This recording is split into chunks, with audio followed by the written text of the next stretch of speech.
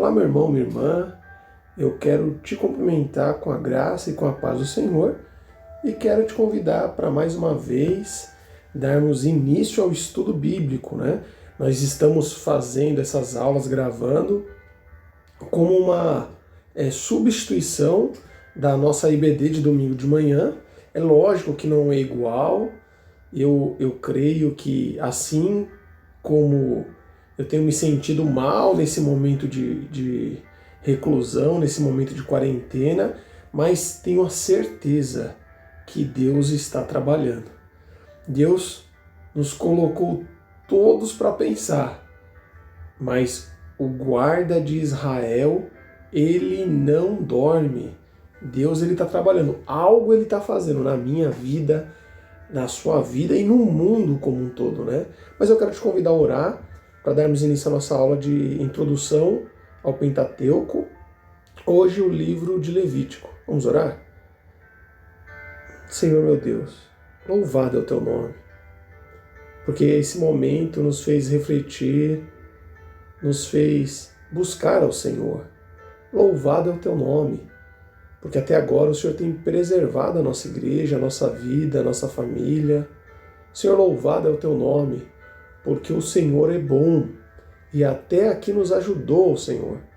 Visita a casa do meu irmão, da minha irmã, que me assiste nessa hora, que esse vídeo, de alguma maneira, possa trazer edificação, possa produzir salvação, possa produzir vida. Senhor, perdoa o nosso pecado. Nós carecemos da tua graça, do teu perdão, que as cercas da tua graça, nesse momento de quarentena, possa nos fazer firmes, Senhor, na tua presença. Nós oramos no nome de Jesus. Amém. Meus irmãos, dando continuidade aos estudos, nós, na última aula, falamos de Êxodo. O povo é liberto do Egito com mão forte, nós vemos ali sinais, prodígios. Nós nos baseamos também ali muito em questões arqueológicas, né? Mostrando que não é um mito, que não é uma história, mas que você pode confiar na palavra de Deus, que ela é palavra de verdade. E o povo, quando sai do Egito, a palavra de Deus ela narra que de dia, no deserto, uma nuvem estava sobre o povo, uma coluna de nuvem sobre o povo, trazendo sombra, trazendo ali refrigério. E à noite, o deserto é mais frio, a palavra de Deus que havia uma coluna de fogo que aquecia o povo. Então Deus, ele não tirou o povo do Egito para morrer no deserto. Deus, ele trouxe toda a estrutura e proveu tudo aquilo que o povo precisava. E agora no deserto, Deus, ele passa a instituir um culto. Você imagina então, meus irmãos, aqueles irmãos, aqueles hebreus, aquele povo, eles eram culturalmente, né, eles tinham aderido à cultura do Egito. Então, talvez eles criam nas divindades do egípcio, muito provavelmente. Nós lembramos em Êxodo, quando Moisés desce com as tábuas da lei, e eles estão adorando ali um bezerro de ouro. Então agora Deus ele passa a instruir o seu povo.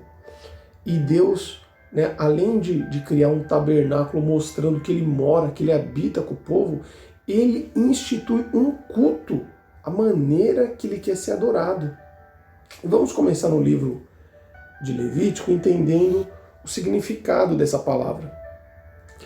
Levítico, na verdade, esse nome ele vem da versão grega, né, da Septuaginta, dos 70 sábios que traduziram a Bíblia para o grego, mas como eu havia dito em outras aulas, esse geralmente não é o nome que a Bíblia hebraica dá ao livro. A Bíblia hebraica ela dá o nome do primeiro versículo, né, das primeiras palavras ali no versículo. Então, no livro de Levítico, no capítulo 1, versículo 1, diz assim: e chamou o Senhor a Moisés.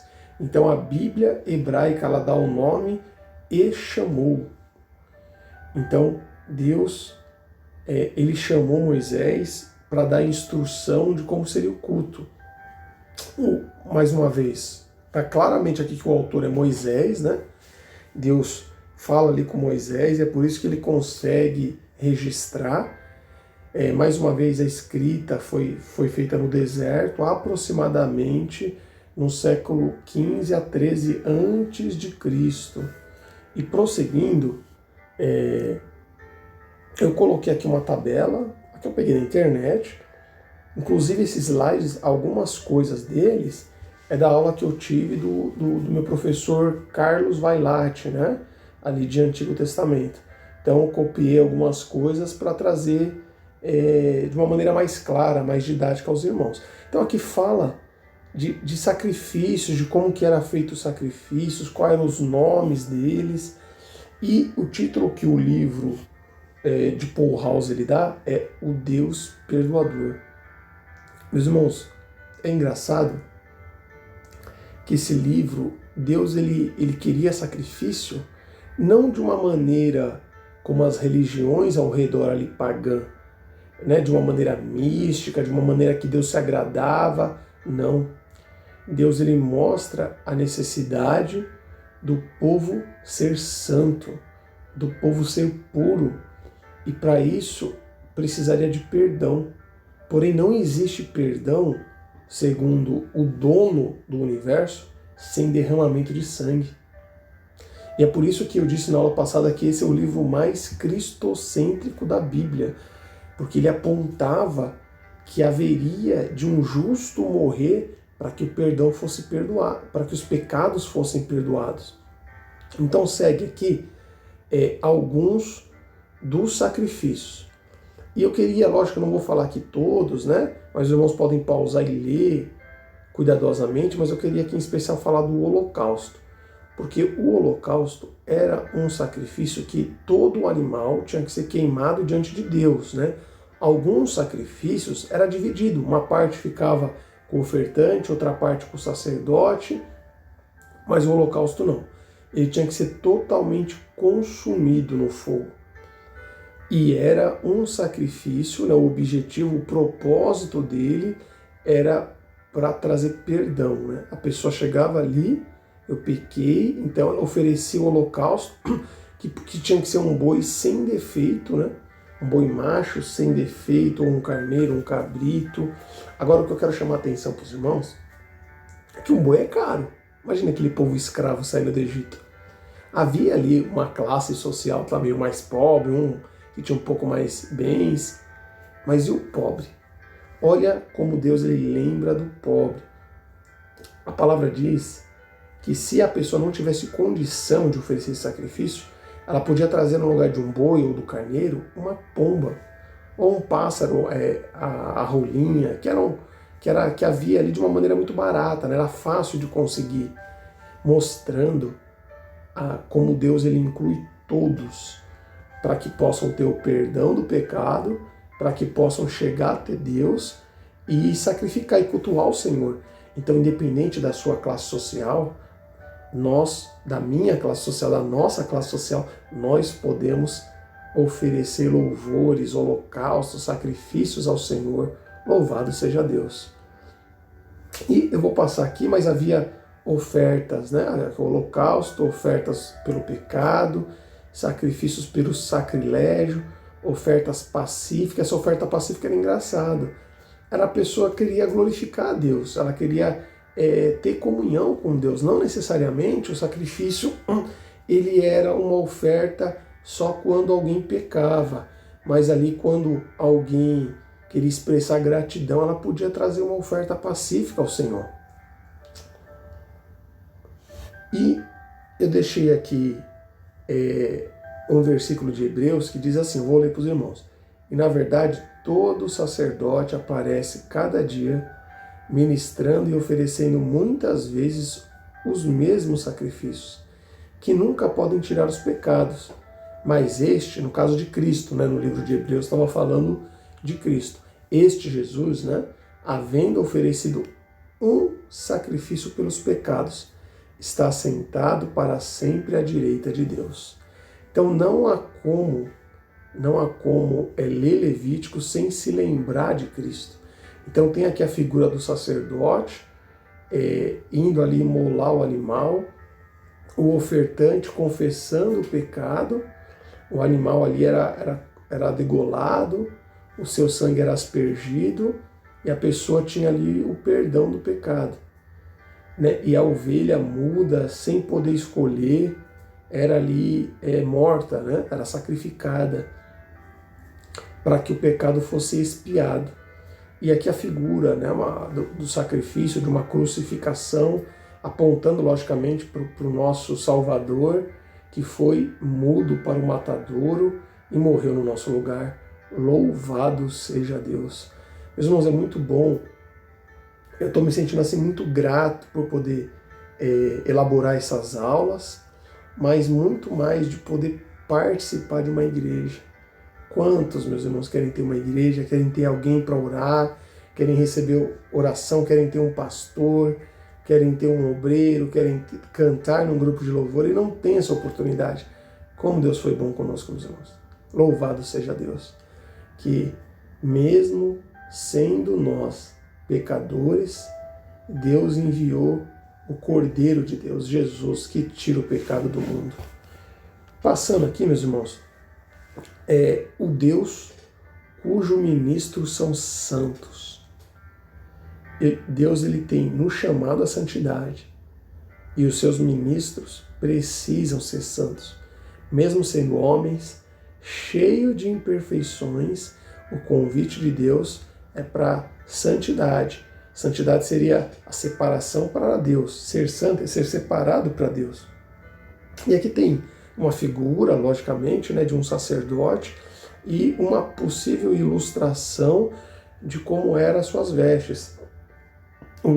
A figura menor é de um sacerdote comum e a figura maior seria do sumo sacerdote, cheio de indumentária.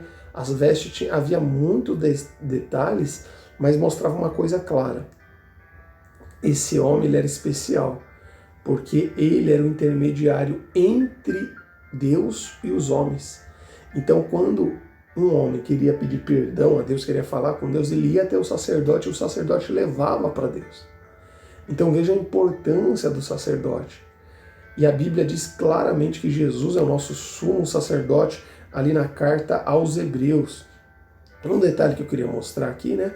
Aqui todo um detalhe. A mitra, esse lenço que vai na cabeça, né? Eu não sei exatamente como mostrar para os irmãos. Deixa eu ver se tem aqui no aplicativo uma ferramenta. Peraí, deixa eu voltar. Há uma ferramenta aqui que eu consigo riscar aqui. Pronto, peguei aqui.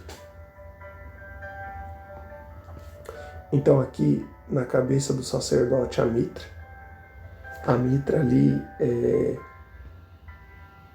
o tecido, né, todo trabalhado. Havia aqui no peitoral do sacerdote 12 pedras preciosas, simbolizando as 12 tribos de Israel. Aqui o artista colocou 2 a mais, que seriam o Urim e o Tumim, eu vou explicar para os irmãos. Um detalhe aqui também, deixa eu fechar aqui, é que aqui na ponta das vestes do sacerdote haviam romãs que enfeitavam, né? E haviam sinos, porque quando ele entrava no Santo dos Santos, ele entrava com uma corda, e se esses sinos paravam de tocar, né, parava de fazer barulho, podia ocorrer de Deus ter ali consumido o sacerdote, o matado, né, devido ao seu pecado ou o pecado do povo. Então o sacerdote só podia entrar no Santo do Santo com sangue, né, porque Deus é santo, e só através do sangue haveria perdão e uma possível comunicação. E eu coloquei aqui também alguns detalhes. Os sacerdotes, eles eram descendentes de Levi. Levi, filho de Jacó, e com a sua esposa Léia, sua primeira esposa.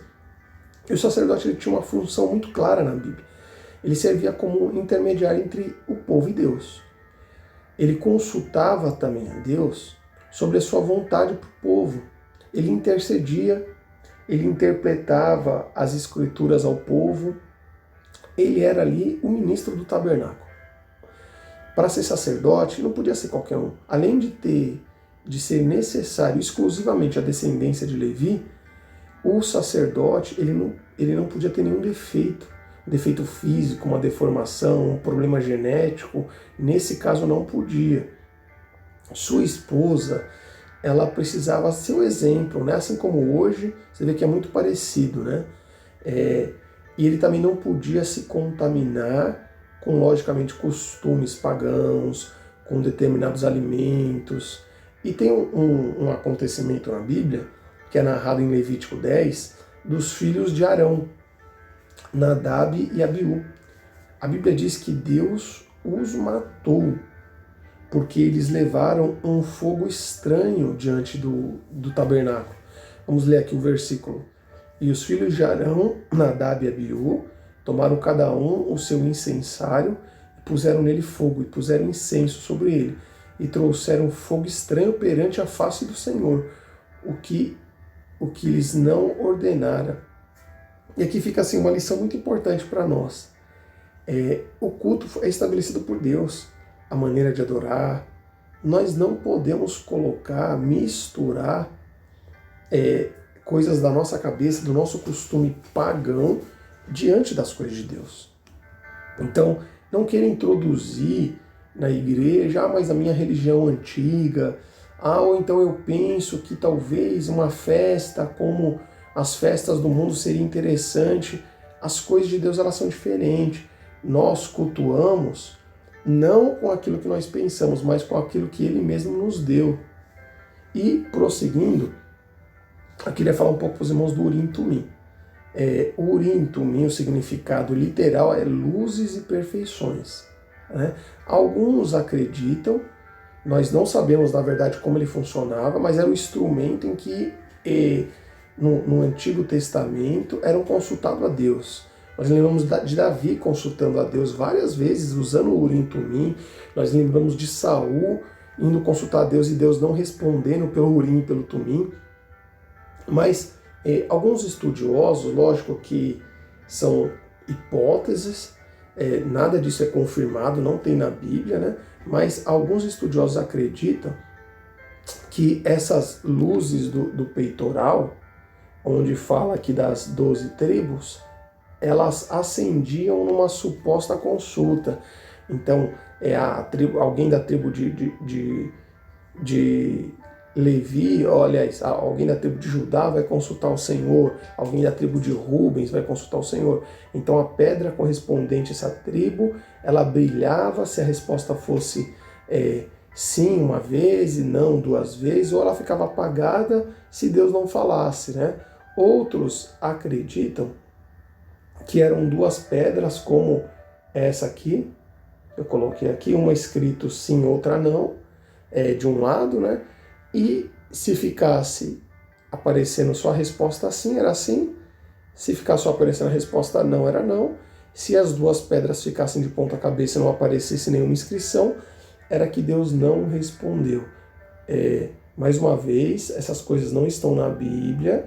A tradição, né, são alguns estudiosos que entendem dessa maneira, mas quando chegar no céu, com certeza eu vou perguntar para Deus como que era o Urim e o Tumim. Acredita que lá nós vamos saber.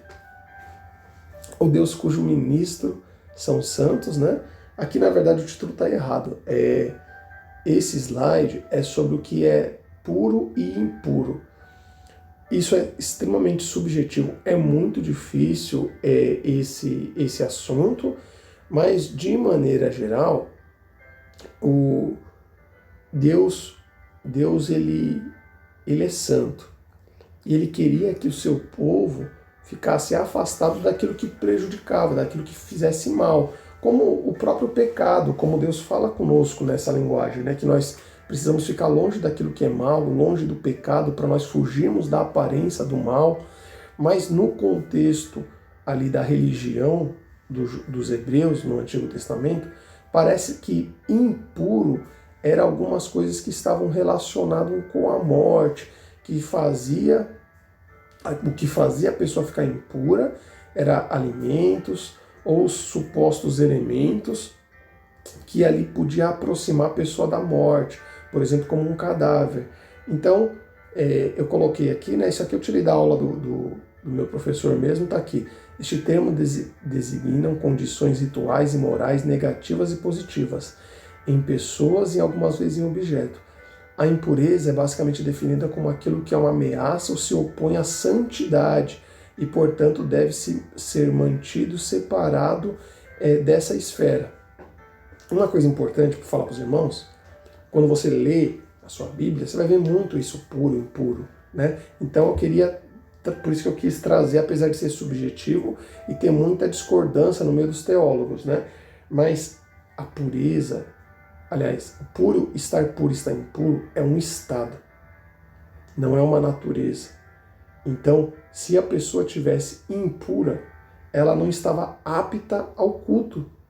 Então, se ela tivesse tocado num cadáver, ela não podia entrar no tabernáculo, ela não podia ofertar um sacrifício, ela não podia participar do culto, inclusive o sacerdote. Se ele comesse algo ou encostasse em algo que ali era a regra estabelecida por Deus, ele não podia cultuar. Então, quando a pessoa tivesse numa situação, numa condição, num estado de impureza, ela não podia se aproximar ali das coisas de Deus. E é muito parecido, né, trazendo para os dias de hoje, quando nós pecamos, quando nós estamos com o Espírito Santo nos mostrando que estamos errados, que estamos falhando em determinado segmento da nossa vida. Nós não conseguimos cultuar, nós não conseguimos nesse dia ofertar um perfeito louvor, né? Então aqui tem algumas supostas causas do conceito de impureza, causa como doenças, elementos culturais, como a idolatria, coisas que cheiravam mal, que era desagradável, como animais, que tinham características de abomináveis, animais que competem com os homens, também são chamados impuros. Também havia uma associação da questão de impureza com demônios, né? Lembra que a Bíblia diz que Jesus expulsou um espírito imundo. Então, são elementos relacionados com o pecado, né? E também havia um símbolo moral sobre isso, né? Coisas que são imorais, como o sexo ali fora do casamento, fora daquilo que Deus estabeleceu, como o sexo com animal, com cadáver, coisas imorais. Então, isso tudo trazia impureza, né? E eu lembrei, trazendo esse contexto de puro e impuro, dessa cena quando Jesus ele toca em alguém que estava impuro, no leproso. Vamos ler o texto em Mateus 8, no versículo 2, capítulo 8, versículo 2. Eis que veio um leproso e o adorou, dizendo: Senhor, se quiseres, bem tu podes me limpar. Jesus, estendendo a mão, tocou, dizendo: Eu quero ser limpo. E logo ficou limpo da sua lepra. Então eu quero te perguntar, o que te deixa impuro? É engraçado que nesse texto, o leproso ele não pede para ser curado da lepra. Ele pede para ser limpo. Talvez essa frase dele, né, tenha um significado por trás. Senhor, eu quero voltar a ir para a igreja. Eu não posso entrar na igreja nessa condição. Senhor, eu quero voltar a trabalhar. Eu não posso trabalhar para o Senhor nessa condição. Eu não posso pregar nessa condição. Eu não posso cantar, tocar, realizar os trabalhos da sua casa, dar aula nessa condição. Senhor, se tu quiseres, tu pode me limpar. E se você fizer essa oração, a resposta do Senhor vai ser: eu quero. Ele é poderoso para estender a sua mão, te tocar e te deixar puro. E eu lembro da química, como farmacêutico, já me vem o significado químico também. Puro é algo que não tem mistura. Então, se o mundo não está em você, se não está misturado com o pecado, se não há misturas doutrinárias, Deus vai te usar grandemente, louvado seja Deus. Então, Arão fará chegar o bode sobre o qual cairá a sorte pelo Senhor, e oferecerá para expiação do pecado. Mas o bode sobre o que cair a sorte, para ser bode emissário, apresentar-se-á vivo para o Senhor, para fazer expiação com ele, para enviá-lo ao deserto, como bode emissário. O texto que nós lemos em Levítico capítulo 16 fala do dia mais importante para os judeus, o Yom Kippur, se é que eu pronunciei corretamente, o dia do perdão. Esse, meus irmãos, era o dia que é comemorado até hoje, diga-se de passagem, em que o sumo sacerdote entrava no Santo do Santo. Era o único dia que ele podia entrar nesse local, né? Que esse dia foi estabelecido por Deus, onde ele entrava com o sangue para pedir perdão para ele e para o povo. E como que funcionava? Havia ali 2 bodes, daí que vem inclusive o termo bode expiatório, né? Havia 2 bodes e era lançado sorte sobre eles. Um deles era oferecido em sacrifício e o outro, o bode emissário, ele era enviado ao deserto, provavelmente para ser jogado de uma colina. Ele era enviado para Azazel. E não se sabe muito bem se era onde é esse local, mas a tradição ela diz que era colocado uma linha escarlate, né, uma linha vermelha nesse bode, e que uma outra linha vermelha, um outro fio, um cordão, ficava preso numa montanha. E quando o bode ele morria, esse bode expiatório, a corda, o cordão, a linha, o laço que ficou na montanha, que era de cor escarlate, ele se tornava branco. E era a prova que Deus tinha aceitado o sacrifício e perdoado o povo. Então, esse também é um dado que está no Talmud, né, na história, na tradição judaica, tá, meus irmãos? E, concluindo a nossa aula de hoje, o livro de Levítico é um livro que fala do único Deus Santo. E é nesse livro que está escrito: sede santos, porque eu sou santo. Como nós precisamos do perdão do Senhor, como nós precisamos ser santificados, se aproximar do Senhor, ser separado para eles, aceitar as suas admoestações, as suas advertências para a nossa vida. E eu estou muito feliz de poder concluir mais uma aula. Eu espero, se assim Deus o quiser, que eu chegue ao final aqui do Pentateuco. Ainda há mais 2 livros a ser estudado, mas lembrando que estamos tentando aqui fazer uma análise histórica, né, gramatical, sem inventar alegorias, né? Tentando tratar o texto como ele é, mas é impossível olhar para esse livro sem ver pelo menos alguns tipos e alguns apontamentos de Cristo. Meus irmãos, fique com Deus, Deus te abençoe, que você possa ser santo como o Senhor é santo. Louvado seja o Senhor. Glória a Deus.